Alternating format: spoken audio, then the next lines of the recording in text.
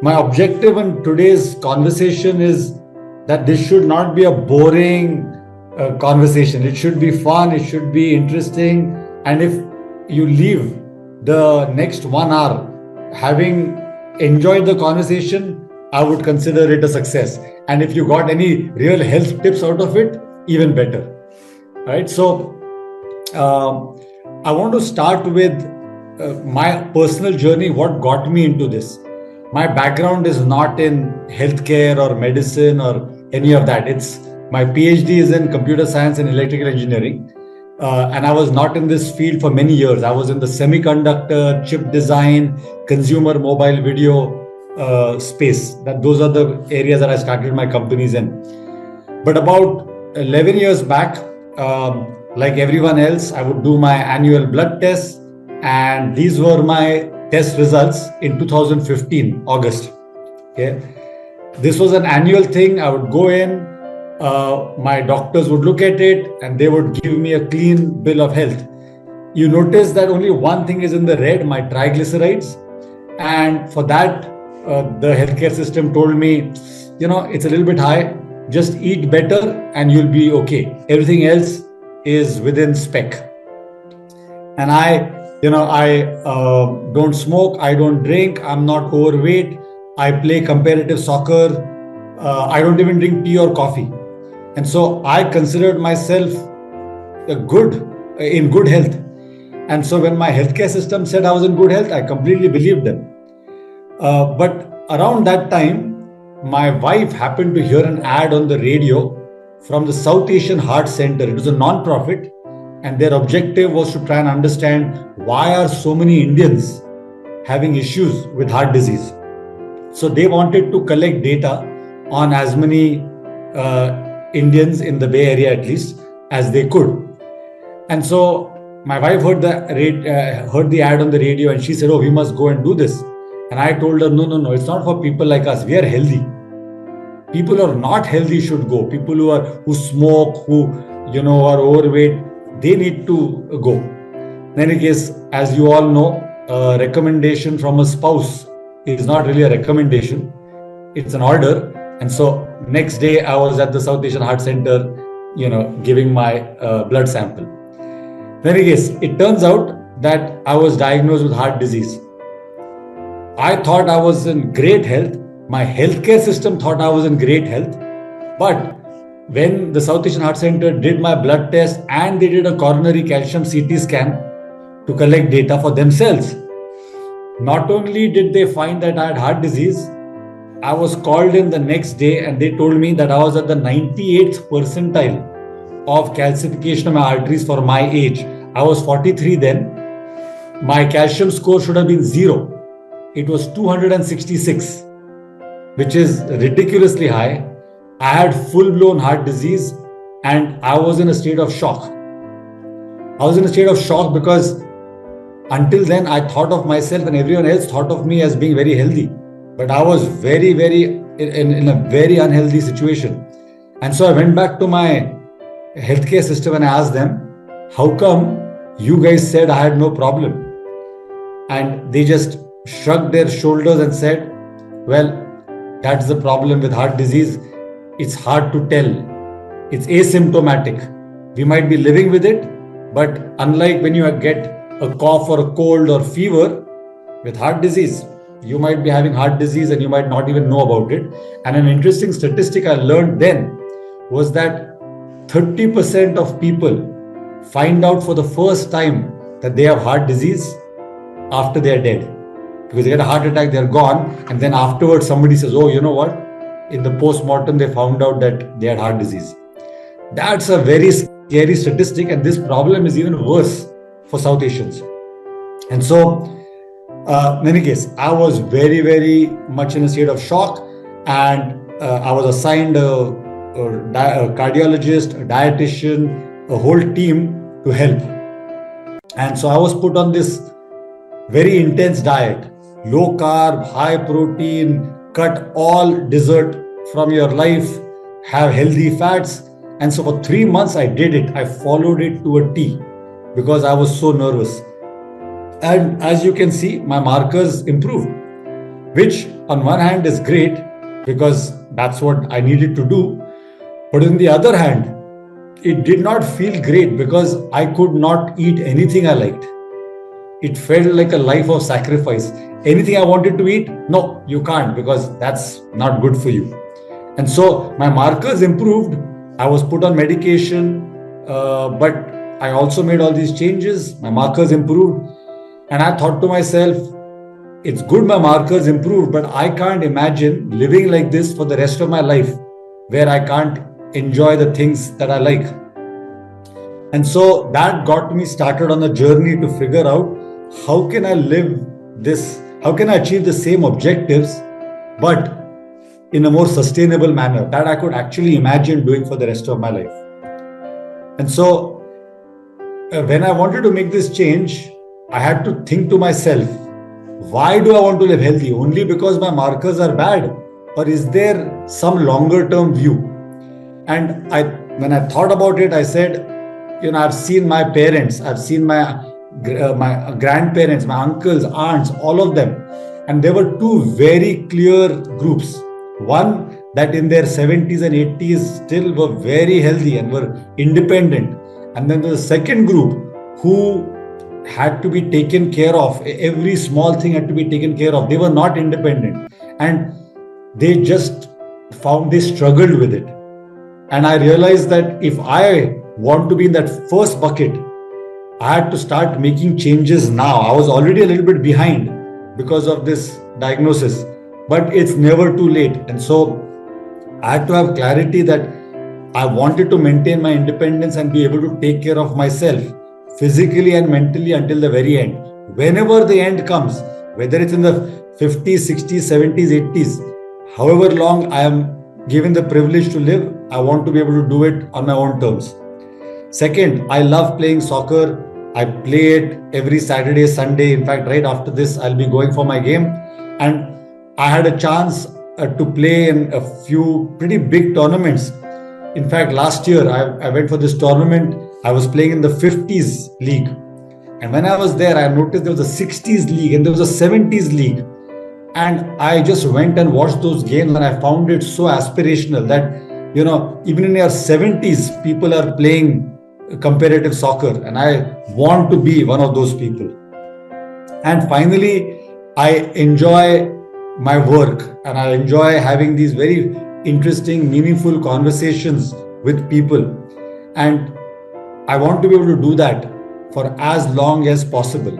And to do for all of this to be a reality, I have to live healthy, because if you're not healthy, we don't have the ability to do any of these things. Then the next question I had to answer for myself is how I want to live healthy. Here, there is advice all over. I'm giving you advice as well right now. What advice to take, what advice to ignore is half the challenge in today's world.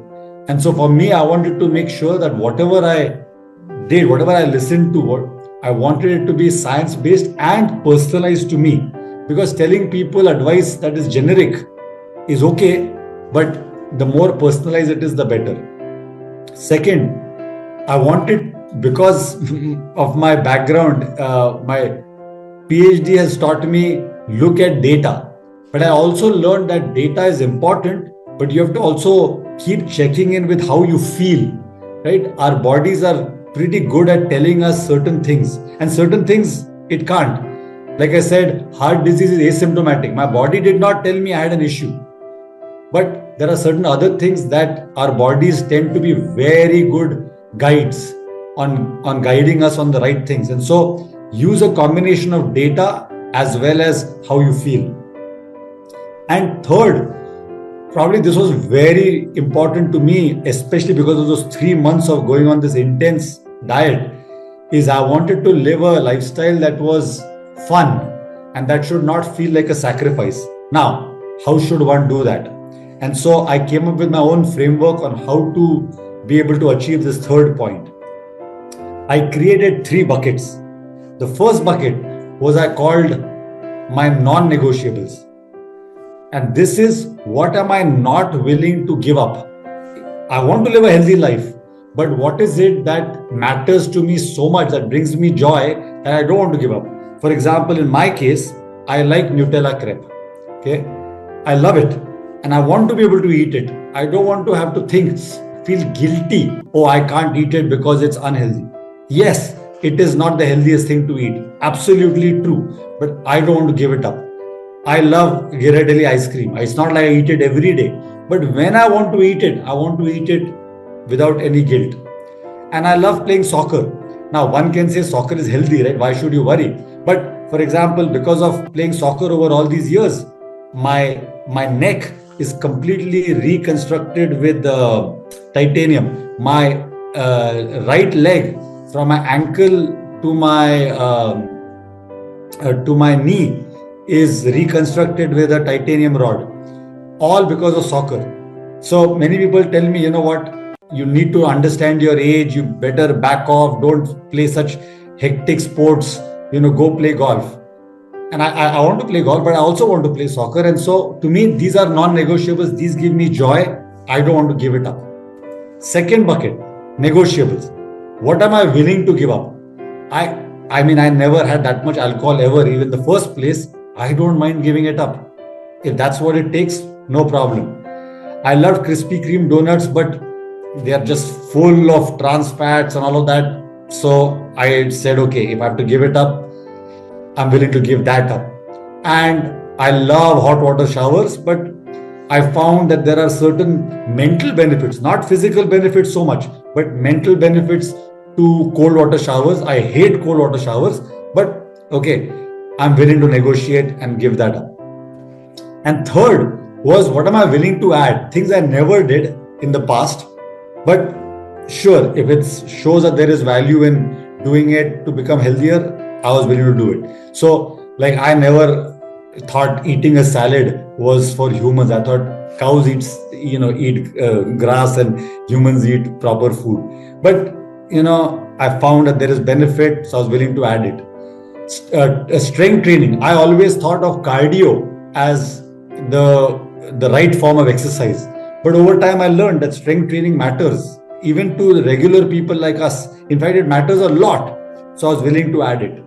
Walking, I thought walking is not exercise, but now I've learned walking has amazing value when you do it in the right way and you distribute it through the day. Now, for each of you, you should figure out for yourself what matters. You could, for example, decide, I like my one peg of scotch. That can be in your non-negotiables. Is it healthy? No. But neither is Nutella crepe. We are not trying to be perfect. We are trying to be better than what we are today. And when we try to become too perfect, it's not sustainable. And over time, you'll find your lifestyle, your markers are improving, and then you will automatically make more changes than you're willing to make today. So don't try to push it. Do what you believe you can do. Put it in the non-negotiables bucket, what you absolutely don't want to change, but then be willing to put enough in the negotiables bucket and the willing to add bucket. Yeah. So now I started doing this, and the approach I took was, that's me. And I had a group of doctors and dietitians. In fact, I invited the person I count on heavily, Sneha Raze. She's on this call because she has been a critical element in my life. She's been a great dietitian for me, and I have a Dr. Rashida Melinkari, who I count on heavily in addition to my own primary care physician in the US. Second, and so I started logging my meals and all of that. I've created my own apps, and I'll share all of that with you guys later. Second, I wear a lot of wearables. I enjoy it. I like data. Not everybody likes data. For some people, data is overwhelming. Don't do anything that feels overwhelming. Do it if you enjoy it, but you can live a very healthy lifestyle without putting on any wearable. Okay?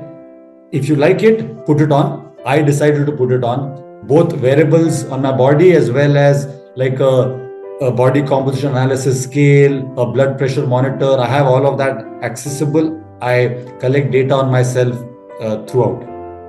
Third, every 3 months, in my case, I do a blood test. 3 months may be overkill for most people, but because I'm doing all these experiments on myself, I need to know whether those experiments are helping me or hurting me. So I do a blood test every 3 months. You can choose to do it at whatever frequency that you are comfortable with. Fourth, one time, because our DNA does not change unless we get cancer, but I did a DNA test to see what fundamental biases my body has. Each of us have different mutations because of which we process things differently, because of which the same thing impact us differently than it impacts somebody else. So I was curious. I run a genetics lab, so I also did a genetic test. And so now with all this data that I'm collecting, I started doing experiments. So over the last 11 years, if you asked me, 18th June at 4 p.m. in 2021, what were you doing? I can tell you because I have all this data. And again, all of this is extreme. This is not what I'm recommending, but I want to share what I learned by collecting all this data. So I started doing these experiments on myself for 1 month, 2 months, 3 months at a time, depending on what the experiment was. What time I do strength training, what type of strength training I do, cold water shower versus hot water shower, walking after a meal for 5 minutes, 10 minutes, 15 minutes, having a salad before a meal, name the experiment, eating rice versus eating chapati.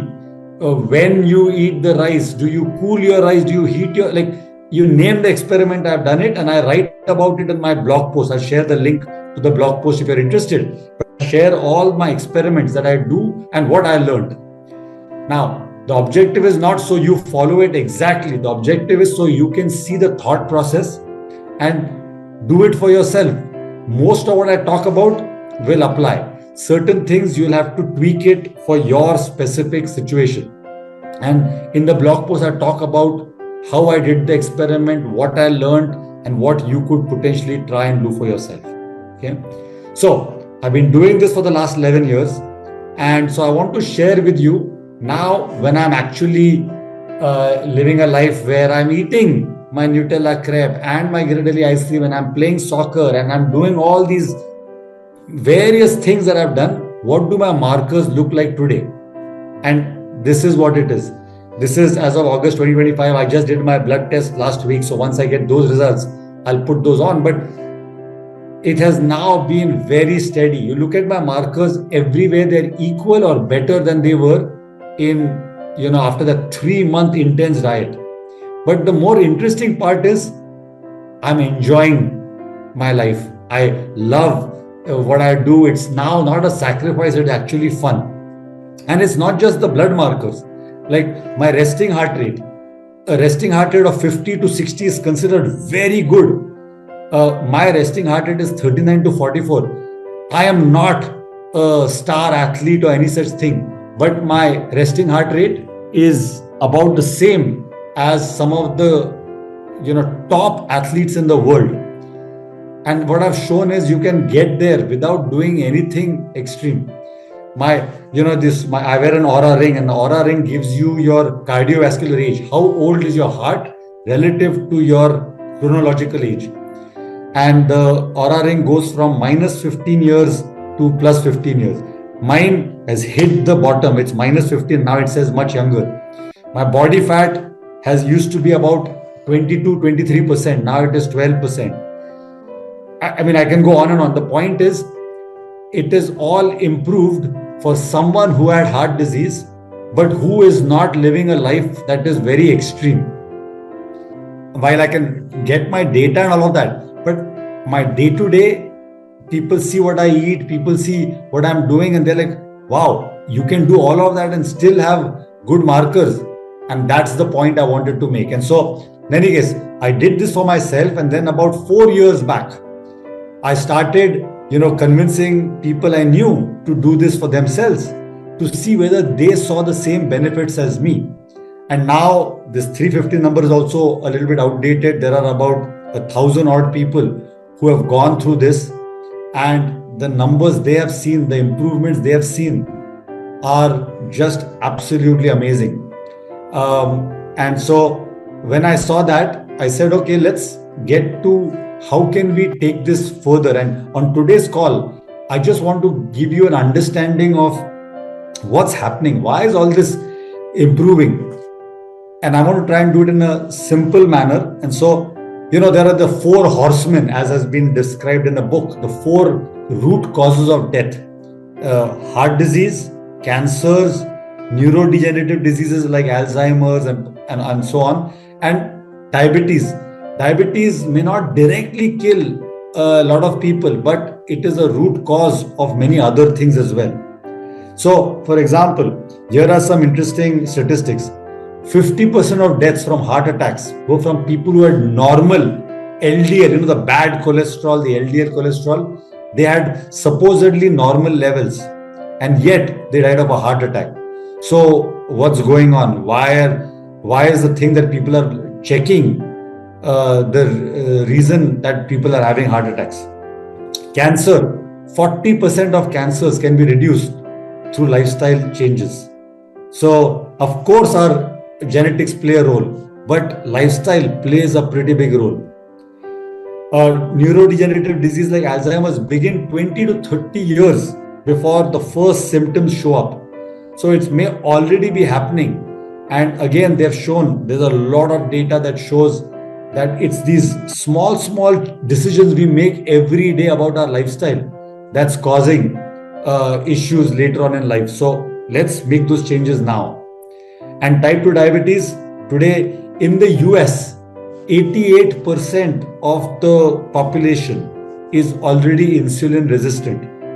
That's a pretty, stark number. And in India, that number is not too much better, and it's moving in the direction of the US because of the same reasons. Look at our lifestyles.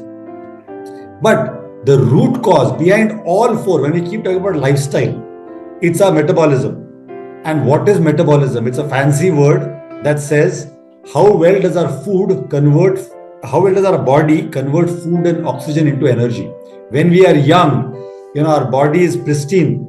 We eat food, we breathe, and it just converts beautifully, very efficiently into energy. But as we get older and as we start abusing our body and as our organs start to have wear and tear, we require to eat a lot more food, and a lot of that does not get efficiently converted into energy, and then it sticks around as fat and all the things we don't want. So that is one of the reasons why our metabolism gets worse. And the second, whatever our body stores, we should be able to use that storage for energy, and that storage can be in the form of fat or it could be in the form of glucose. And our body should be able to efficiently burn both sources for fuel.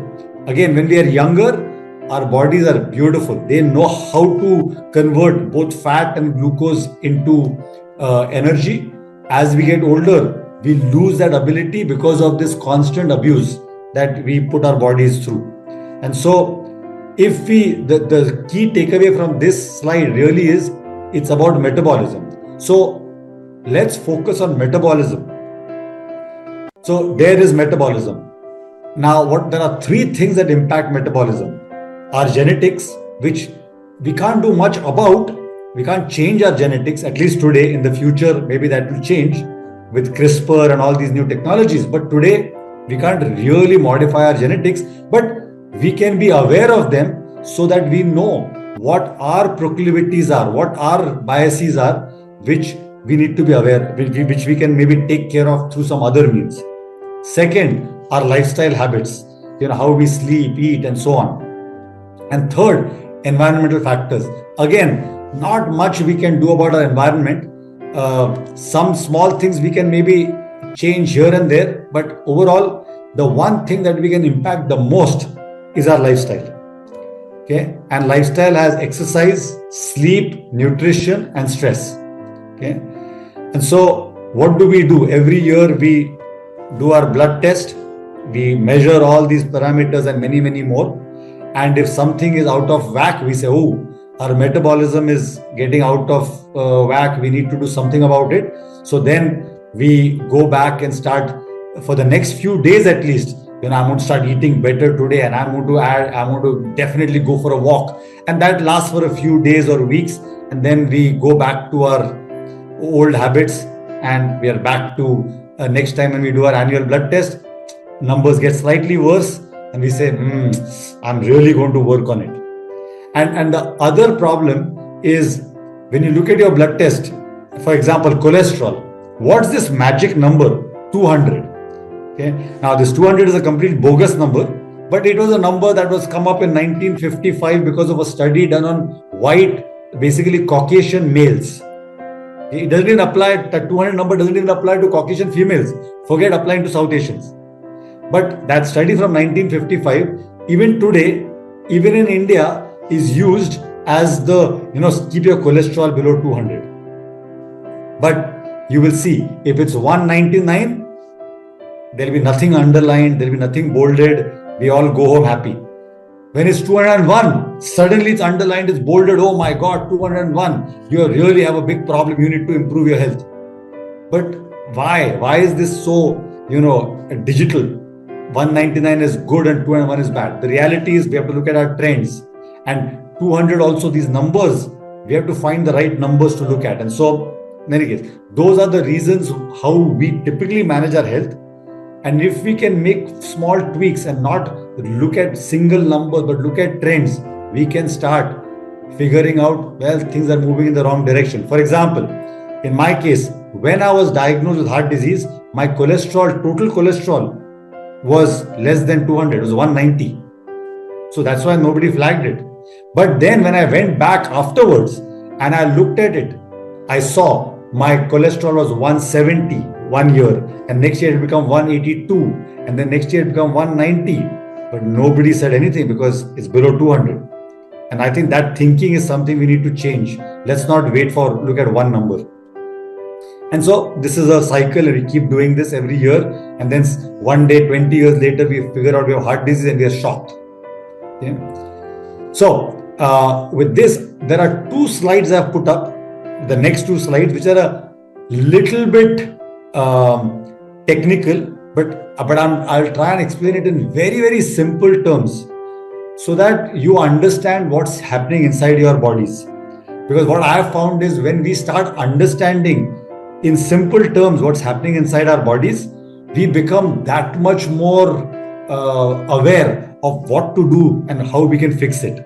When it is a lecture given by someone in very scientific terms, most of us will not understand it, and therefore we can't do much about it.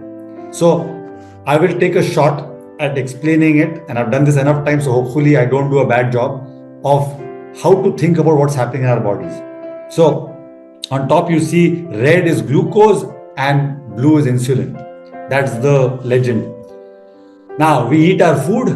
When we eat foods, the moment our foods enter our body into a small intestine, they get broken. Our food typically has carbs, fat, protein, fiber, it has all of this. The carbs break down in our body into glucose. Okay? And so that's the job. That's what the body is supposed to do, and it does a great job. It breaks it down into glucose and puts it into our bloodstream.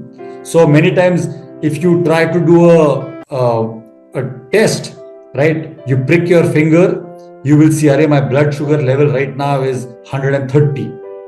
Well, if you did the same test before you ate, it would be maybe 90. And the reason is because you just ate, all of this carbs got converted to glucose, it entered your bloodstream, and that's why you see your blood sugar levels go up. So that's all the blood sugar, it's a glucose that has been broken down from your food. The moment your body notices that there is all this glucose that's entered the bloodstream, your pancreas says, oh, it's time for me to act. And what does the pancreas do? It releases insulin. Okay? And the job of insulin is to take this glucose that has just entered the bloodstream and use it to put it into all your trillion cells. Our body have a trillion cells, and each cell requires energy to work, right? The cells require fuel to work. And so that's the job of the glucose. The glucose, our bodies need food, so it will break it down to glucose and put it into all these trillion cells to serve as fuel. And that's what keeps us alive. That's what allows us to run and play and walk. And so the body is behaving beautifully. Okay, but we typically have way more carbs, way more blood glucose than our body needs. So this extra stuff, the body says, okay, the cells are all full. They don't need any more. Now what do I do with the extra stuff? And it will store some of it in our liver. Okay, this is like the storage backup whenever the body needs it. But there is still extra because the liver can only store so much.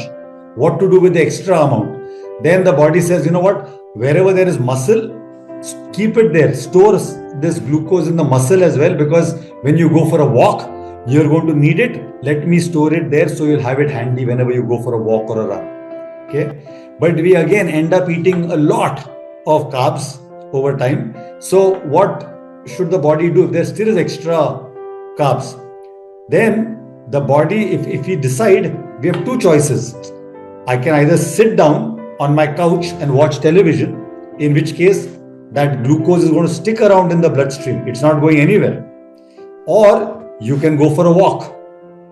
And when you go for a walk, now your muscles are using the glucose that was stored. So it will pull more and more of that extra glucose from the bloodstream to power the muscles to do the walk. So now there's less left. But if you did not go for a walk, it's going to hang around there. Now, if it hangs around there, what does the body do? It does not want to keep that glucose in the bloodstream for so long. So through the liver, it starts storing some of this extra glucose in the form of fat. It's called triglycerides. You have heard the term triglycerides. That's what it stores it in the form of triglycerides in your fat cells. So you're wondering, of late I'm finding my weight is going up. Well, now you know why it is going up. It is not the fat you ate. It is the carbs you ate that were not put to work. And so when it's not put to work by going for a walk, by going for to just sort of stroll, then body has no option but to store it as fat. And remember, fat, there is no limit. Liver has a limit, so you can't store too much in your liver. Muscles have a limit. Depending on how much muscle you have, that much you can store. Fat, there is no limit. You can keep adding more and more triglycerides to your fat cells. And that's why we can put on weight. Unlimited. And that's why we get weight gain. Okay. So now, let's say you had your dinner, like you ended up going for a walk. You put a lot of it away, so now there's very little that went into your fat cells. Good. Next morning you woke up and you decided, I'm going to go for a run. And run has a lot of amazing value because it's going to help your heart. It's good for your cardiovascular health. Okay. But when you run, you require energy at a pretty rapid pace. But you don't have any glucose in your bloodstream because you have not had breakfast. So what is the body going to do? The body says, okay, this guy is going to run and he needs energy. But I have no energy. My energy is all taken care of. All my glucose has been put away. But remember that liver had that extra glucose sitting there. That liver will put that glucose into the bloodstream so your body can use it to run. Okay. But if you went for a walk in the morning instead of a run, at that time, the body is now going to use the glucose from the liver. That it will store only when you require it like for a run. Right now, when you go for a walk in the morning, not having had breakfast, it still requires energy. That time, it will break down the fat and use that as an energy source because the breakdown of fat is slow. But when you're walking, you don't require energy at a fast pace. So fat becomes a great source of energy. when you walk. Liver's stored glucose becomes a great source of energy when you want to run. Both are important, but I wanted to explain to you what's happening in our body. So when someone says, oh, you're put on weight, you want to lose weight, start running. Not true. Start running because you want to improve your cardiovascular health. But to lose weight, running is not going to help you lose weight. Walking is going to help you lose weight. Okay? Walking after a meal, walking, in a fasted state in the morning, that's what's going to help you lose weight. So I wanted to give you the science behind it so that next time someone says it, oh, no, you must run. You won't have to say, no, I heard it's not good. Now you'll know why. You can explain this to somebody and you can explain it to yourself. And I personally have found once you understand this mechanism, it motivates you after a meal to go for a walk, because you can almost imagine in your brain, all that glucose is hanging around in my bloodstream. I want to take it all out of my bloodstream by going for the walk. All right. So that is that. The second thing I want to explain as a concept is the whole concept of calories. We keep hearing calories, but what is this made up of? So there are a few concepts. There's a thing that you might hear called BMR, not BMI, BMR. It stands for basal metabolic rate. Doesn't matter, that's a fancy word. What it really is, today, if all day, I just decide to sleep in bed. I don't do anything. I don't get out of bed. 24 hours, I sleep in bed. How many calories does your body need to burn calories if you're not going to do any exercise? And the answer is just to keep you alive, to make your heart beat, to help you breathe. For all of this, your body needs calories. Okay? And so, depending on our age, height, weight, gender, hormones, depending on a number of things, the number of calories each of us needs can be different, but it will vary anywhere from 1200 to 1800 calories, could be more or less, but it's in that range for most of us, which means if I didn't do anything all day, I would still burn 1200 to 1800 calories. Okay? And I think that's a very important concept to keep in mind. Then, on top of that, of course, we are not going to be sleeping in bed all day. We are going to exercise. We are going to walk. We are going to load the dishwasher. We are going to, go to the garden and pick up some flowers. Everything you do also requires energy. And that's the energy from your activity. And so the total amount of calories our body needs every day is our BMR, what it requires to stay alive, and all the activity-based expenditure, right, that your body burns. And that together is called your TDE. Again, doesn't matter what that stands for. It is the total amount of energy your body is expending. Now, calorie deficit, people say I'm in a calorie deficit or calorie surplus, is the difference between how much your body burns and how much your body brings as input. So the food is your input.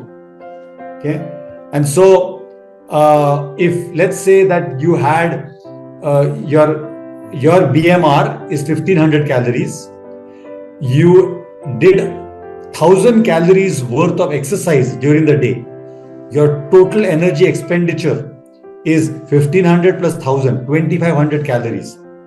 Now, if you ate 2500 calories during the day, your calorie deficit would be zero. You spent 2500 calories, you ate 2500 calories, it's zero. But let's say you spent 2500 calories, but you ate only 2000 calories. Now you have a 500 calorie deficit. And if you spent 2500 calories, but you ate 3000 calories, now you have a 500 calorie surplus. Okay? And when we say we want to lose 1 pound of weight, effectively, you have to have a 3500 calorie deficit over time. Okay? So every 3500 calories, so let's say every day I had a 500 calorie deficit. After a week, I would effectively have 3,500 calorie deficit. 500 a day for 7 days. That would mean you would lose 1 pound. If you had a 500 calorie surplus every day for a week, you would put on 1 pound of weight every week. Of course, the reality is some days you have a surplus, some days you have this thing, and so most of us, our weight stays about the same. But this is the math behind how our body puts on weight or loses weight. And so, for example, one of the apps we have built for us, I built first for myself and now for whoever wants to use it, it's free, is there are multiple numbers in the app. The baseline is what corresponds to the BMR. In my case, my baseline is 1539 calories because of my height, weight, etc., etc. My activity on that specific day, Tuesday 11th, March 11th, 2025, was 1077 calories. So my total energy expenditure is 2616 calories, right? The addition of those two numbers. Okay. But I ate 2212 calories that day. So my deficit is 404 calories. Yeah, simple math, but hopefully it gives you a framework on the basics. Now, given this background, I want to make an important point. That someone can say, okay, I want to lose weight. So you know what I'm going to do? I'm going to go on a 2000 calorie deficit every day. So in a few weeks, I will lose 10 pounds. But this is where we have to understand something important. Our bodies are really, really intelligent systems. If you start having a big calorie deficit every day, your body realizes, you know what, this guy is not feeding me. And so it starts reducing its BMR. Okay? It reduces its BMR so that it can survive, because it needs energy to survive. It needs to breathe. It needs to beat. The heart needs to beat. And so if you reduce your calories too much, if your calorie deficit is too high, your BMR will come down. And so if you ever want to go on trying to lose weight, do it at a steady pace, not in extreme ways, right? And so, and plus when you go on extreme things, your micronutrients, the amount of sodium and potassium goes down, your hormones go out of whack, you will find your thyroid levels changing, fluctuating dramatically. There are a lot of bad things when you try to lose weight or put on weight at a rapid pace. All right, those are the two concept slides. Now, what can we do? There are lots of things we can do, but in order for it to not be overwhelming, I'm going to highlight 6 things that I have found to be very helpful. Number 1, post-meal walk. After a meal, take a 15-minute walk, and hopefully now you understand why. Because you have all that glucose in your bloodstream. Okay, do not have it there in the bloodstream for too long. And how do you keep it out of your bloodstream? By going for a walk, your muscles will use it up. When you do this, you will find that if you do this consistently, your HbA1c, the number they use to decide whether you're diabetic or not, will go down. Your HbA1c goes up when your glucose hangs around in the bloodstream for a long time. But if you go for a walk, it goes down, and over time you'll see your fasting blood sugar levels, your HbA1c, everything improves in the right way. And all it takes is a walk for as long as you can. If it's 2 minutes, walk for 2 minutes, 5 minutes, whatever. I personally walk 20 minutes. I do my work calls, or I listen to a podcast, or I call up my father. Do whatever you want. Make a way to make it interesting so that you don't get bored. But do it. I can't tell you how much this matters. Second, start every meal with some source of veggies, right? Now in Indian meals, it's not always easy. But even in Indian meals, have your koshambir, have some carrots, have some form of veggies, some form of fiber before the meal. Because again, if you remember that flow I showed you, how glucose gets converted and all of that. If you have fiber before you have carbs, okay, what happens to your body is that the fiber slows down the rate at which your carbs get converted to glucose. And when it does that, you won't see big spikes.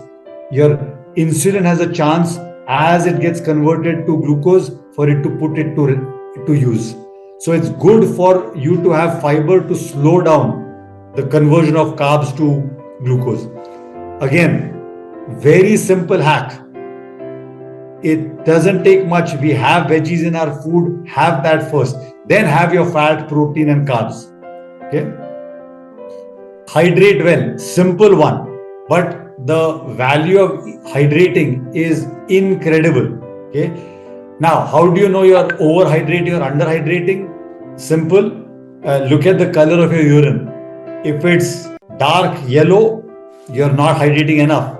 If it's completely white, colorless, you're hydrating too much. There is such a thing as hydrating too much, because if you hydrate too much, all the minerals are flushed out. And an interesting piece of trivia. Sometimes you hear during a marathon, there are deaths. Okay.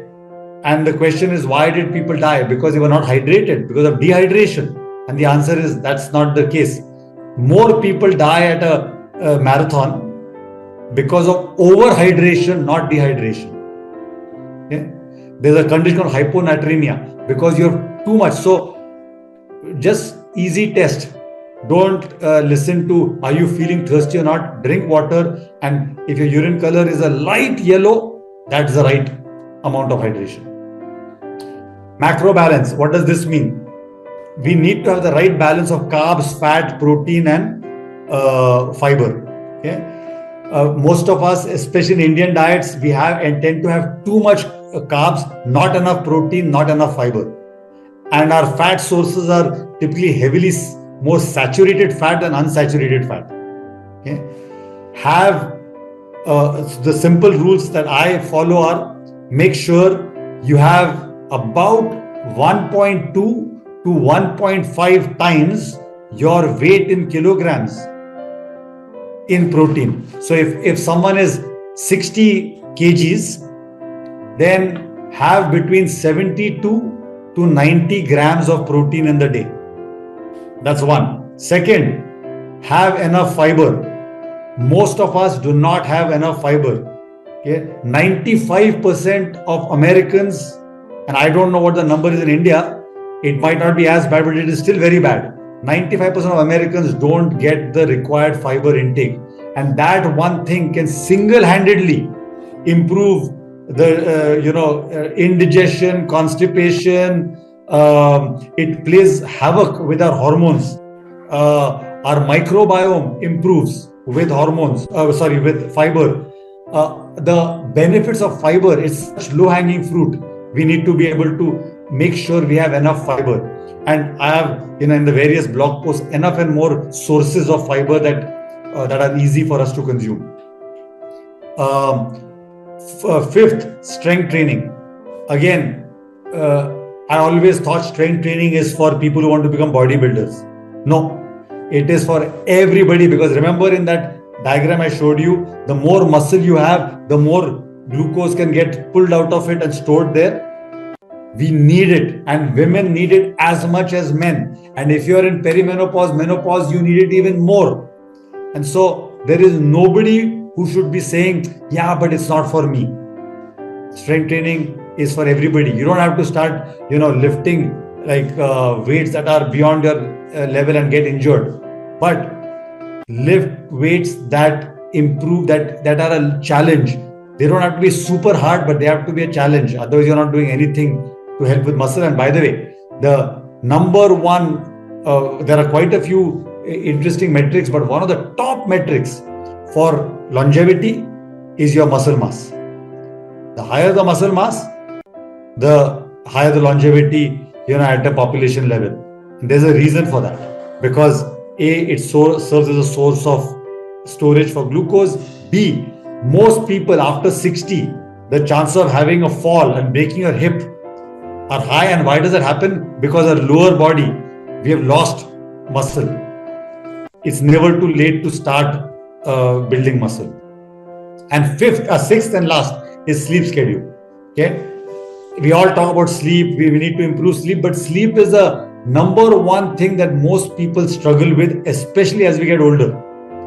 And while there are lots of things one can do, and there are lots of blog posts I've written about it, the number one thing I would recommend that has shown to have the greatest impact on sleep is pick a 1 hour window when you're going to sleep. And the more days you can stick to that 1 hour window, the better, because they have shown there's so much data that sticking to that 1 hour manages your hormones, helps you get into a circadian rhythm, and you tend to the rest of your day also goes better the next day, right? So first thing is pick a 1 hour window and try and sleep in that 1 hour window for as many days of the week as possible. All right. In terms of tests or things that you can measure, there are these cheap $25, 2,000 rupee type of BCA scales. You can go get the more fancy ones you can get it measured at a gym or wherever. There is an in-body scan. There are many. Find a way to get yourself measured. It doesn't tell you just your weight. It tells you your visceral fat, the fat around your waist, which is dangerous fat. It tells you your muscle mass, and make sure that you track it and get better. Comprehensive blood panel, do it every year for sure. And the ones I've listed on the right, those parameters are the ones that you have to pay very close attention to. Every parameter matters, but these are the ones that matter a lot. So make sure they show up in your blood panel. Coronary calcium CT scan for sure, and if possible an angio. Because like I said at the beginning, heart disease is asymptomatic. You don't know what's happening. Don't take a chance. Every 5 years, do this. You want your CAC score to be 0. Okay. Do a CAC score, do a stress test. Stress test I would do every couple of years. CAC score, do once every 5 years. And within CAC, try and do an angio. Okay. The standard protocol, your doctor will tell you, but you're not showing any symptoms. We don't recommend it. But if that was true, then a lot of Indians would have no issue. You would all be fine. That is wrong advice. Please do not take this lightly. Just because you don't exhibit any signs does not mean you don't have any. And I'm sure each of us have heard enough examples of people around our lives who have had an unfortunate death. Let's not become a statistic. Okay. Now there are 3 simple tests you can do. One is called the sitting rising test, where you, from a standing position, you sit down and stand back up, but you cannot use your hands to touch the ground or your body. Your hands should be apart. Simple test. This is not an exercise. This is just a test to know whether your muscle mass is at the right level. And every time you use your hand, you subtract a point. And if you're a 10, great, 8 to 9. So you start with 10 and you subtract a point every time you touch. So that's one way to know, because again, this test, they've shown a 21% increase in all-cause mortality every point you drop. Okay, I would suggest doing this every couple of months to make sure that all the other things you're doing in your life are helping get you to a 10 here. Okay, the dead hang test. Here you're not doing a pull-up. You're just hanging off a bar. And your goal should be to try and hang off that bar for 60 seconds without having to constantly re-grip or leave. If you can do that for 60 seconds, you're in a great place. And there are other ways, a 5 kg drop. This is, there are those instruments you get where you, dynamometer, right? Where you hold it. So that's where this 5 kg thing is. But the other way to think about it is, if you can do it for 60 seconds, you're in a good place. Again, this is not an exercise. This is a test you do every couple of months to know whether the rest of the things you're doing in your life are keeping you in the right place. And the third is the one leg stand balance test, where you need to be able to stand for 30 seconds on one leg without having to put your other leg down, and do it on each side. And if you're doing this, I think it'll give you a good sign of whether, because to stand on one leg without falling off requires a lot of things in your body to stabilize. It's again not a exercise, it's a test you do once in a while to see, I'm okay. My body is in a good place. Okay. And so those are the things I wanted to show. I want to show you some things, examples of hazard ratios, right? What does this mean? A hazard ratio tells you how much more or less likely one group is to experience a certain outcome compared to another group. So for example, people say smoking is bad. Okay. What does that mean when we say smoking is bad? What is the risk? And there's a lot of research around this. So for a group that smokes versus a group of people who doesn't smoke, the group that smokes has a 41% higher likelihood of mortality the next year relative to the group that doesn't smoke. So we've known smoking is bad. Well, this hazard ratio quantifies it. People who already have coronary artery disease versus not having coronary artery disease, the chance of losing your life the next year is 29% higher. Diabetes versus people whose blood sugar levels are normal, 40% higher. If you have hypertension versus the people who don't, 21% higher. Low versus high VO2 max. This is your, how good your cardiovascular system is. When you run, how easily tired do you get? How well can you convert the oxygen you're taking in and make it convert to energy? This is a way, and where you get this VO2 max, your VO2 max levels is in your stress test. When you do your stress test, it'll give you one number, you can convert that into your VO2 max. If you improve your cardiovascular fitness, you can see compared to everything else, it is incredibly good predictor of longevity. Muscle mass is as powerful as smoking or not versus not smoking, right? So make sure you do strength training, make sure you increase your cardiovascular fitness. These play a huge role. Okay. And so one of the things that I've started doing about a year and a half, 2 years back is I wanted to create a community. It's a free community. And for those of you interested, please feel free to join. And on this community, we do the following. Every week, I interview one global health expert. So I think I've now done about 48 interviews. Every Thursday at 9 o'clock India time, 8:30 in the morning Pacific time, I interview. My last guest was a lipidologist whose focus on expertise is on lipids and heart health. I have had dietitians. I have had the chief design officer of Aura, the CEO of a big health insurance company in India, 3 or 4 top cardiologists, oncologists from Stanford, and a top 10 Tour de France rider. I just want to interview all these people to bring in their perspective on what they do and what we can learn from that in our day-to-day lives. We are not Olympians, we are not Tour de France riders, but we want to learn. And every week I interview them, and on Thursdays and on Saturdays, we post the interview on the community. This community, by the way, is a WhatsApp group. Okay, it's a free WhatsApp group. You join it and you can ask questions. So one thing we do is we do these interviews, and you can see them, watch them live or afterwards. And if you watch them live, you get to ask questions of the expert as well. Second, you get to ask your own questions. And we have this group of doctors and dietitians on the community who will answer your questions within 24 hours. So you ask your question, 24 hours later or less than that, they will answer your questions. Some I will answer. Third, as part of the community, you get access to a WhatsApp-based food logging thing where you can take photographs of your food through your WhatsApp account, and it will analyze the food. It will say, this photograph seems to have rice, dal, bhendi bhaji, this, that, and the other. And here are the calories, here's the fat, carb, protein, fiber intake. All of this you can get through that app, through the WhatsApp. And you also get structured. Every week we pick one theme. Vitamin D, strength training, sleep timing, and then we get into what you can do about it, how to integrate it into your lives. It's all free, it's fun, it's interesting, and we put a quiz, I share my own observations.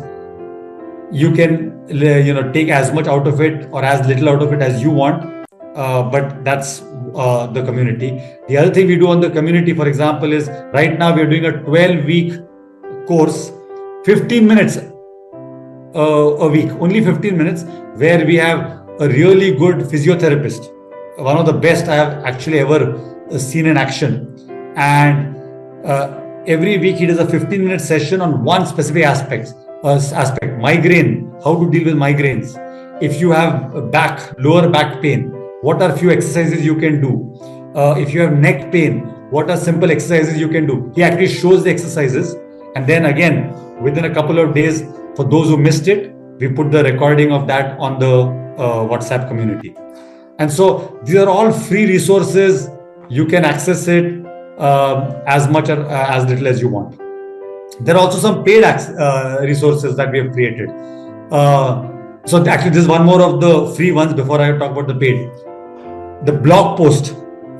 If you go to my full name.substack.com, that's where you'll get access to the free blog post. If you want an app that I spoke about, there is an app version and there's a WhatsApp version. The app version on Apple and Android, if you look for Gene Clinic X, you can download the app and use it. If you want to use the WhatsApp version, where you can use WhatsApp to take photographs, you type in that link. And again, I'm sure we'll send you this thing afterwards. So if you don't want to take notes and do it afterward, that's fine. But I'm putting it up here. If you want to join the WhatsApp free community, that is the URL tryph.ai/longevity. And when you click on that link, or type in that link into your browser, it will take you to WhatsApp to that link, and you can join. If you want to join the 12-week physiotherapy sessions, it's a complex URL. We'll send it to you.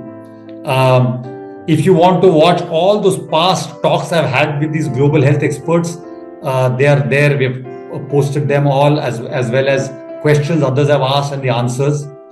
And we also, for women, have a WhatsApp menopause community, which is answered by a healthcare system. We convinced a US healthcare system to have their doctors and nurses answer questions around menopause for women. Again, this is all free. I've been able to convince a lot of different people to offer their services for free, because I think they all believe that this mission of trying to help people live healthier lives is something that appeals to them, and they are willing to do it. So these are all free resources. Now, I also don't want to just keep asking them to do stuff for free. So the ones that doctors I personally admire a lot, because of either having interviewed them or spoken to them elsewhere, or I myself use them for my own family members, they are very hard to get to. They're across the US, India, and so on. And so I convinced them to dedicate a couple of hours in a week to us for our community members. They can go there. You can go there onto our website, which is the link is at the bottom, and you can get an appointment with them. It's a paid appointment. All the money goes to them.